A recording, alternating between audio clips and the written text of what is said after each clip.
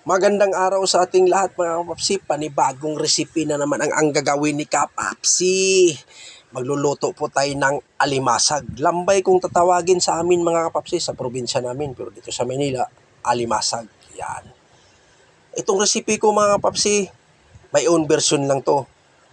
Marami na rin na po akong nakikitang nagluluto ng ganito. At saka mayroon na rin akong upload din ng ganito. Ngayon, ang gagawin ko mga kapapsi, ibahin natin. Hindi po tayo magigisa ng mantika mga kapapsi. Ang gagawin ko po ito mga kapapsi, tingnan nyo. Yan. Ay importante lang kasi ganitong klaseng recipe mga kapapsi kung paano natin siya palalasahin, paano natin siya papasarapin, at paano natin siya iproseso. Yan. Lahat ng alimasag nilagay ko na, lahat ng mga aromatics, mga sikretong pangpalasa. Yan, maglalagay din tayo ng patis mga kapapsi. Tansameter lang po ang ating igagamitin mga kapapsi. Kasi ang aking alimasag mga kapapsi, i-steam ko siya muna. Yan, i-steam ko siya muna mga kapapsi. Iwas mantika muna tayo ngayon. Yan, umuusok-usok na mga kapapsi. Yan. Yan ang aking recipe. Ginataang alimasag mga kapapsi. Yan. Yung patis natin, tansameter lang po yung gamit natin. Hindi ko na siya sinabay mga kapapsi sa paglagay kanina. Yung medyo umuusok na, saka ko hinabol yung patis natin. At saka yung pangalawang piga, yan ang magpapalambot sa ating gulay mga kapapsi. Ginataang alimasag. Napakasarap to mga kapapsi. Basta makuha mo lang yung diskarte kung paano mo siya iproseso. Yan. Hindi ko na siya hinalo mga kapapsi. Pinatong ko lang siya dyan. Saka pakuluan natin siya ng papakuluan siya mga kapapsi. Yan. Para lalambot yung ating gulay, lalo na yung talong. Saka maglalagay din tayo ng 3 pirasong laurel. Dagdag aroma yan mga kapapsi, yung laurel. Napakasarap yan. Mabango yan mga kapapsi. Yan po ang aking recipe. Maglalagay din tayo ng sili para may kunting anghang mga kapapsi. Yan. Isishare ko lang sa inyo mga kapapsi ang aking kunting kaalaman sa pagluluto mga kapapsi.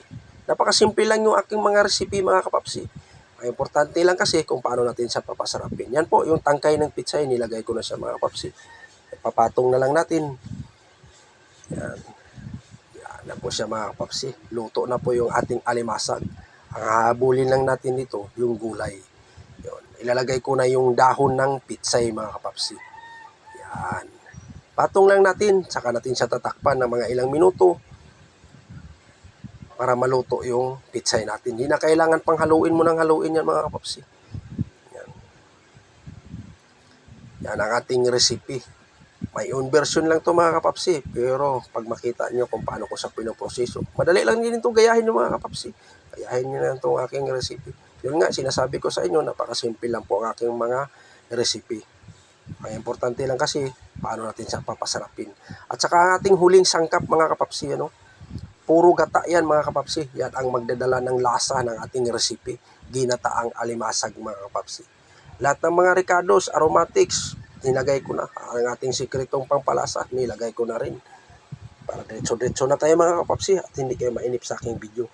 At saka pag nilagay nyo ng puro gata mga kapapsi, huwag nyo masyadong lakasan yung apoy. Alalay lang.